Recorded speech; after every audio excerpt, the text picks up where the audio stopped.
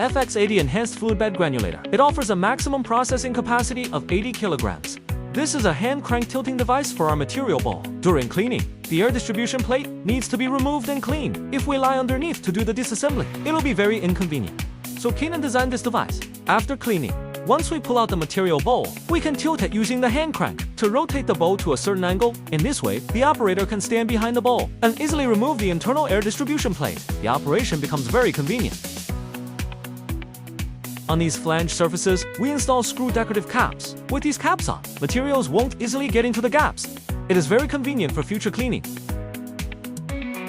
This part is a cable conduit. Since our equipment has a lot of electrical components, there are many conduits. For aesthetic purposes, we added a cable conduit here. This is also something many manufacturers tend to overlook.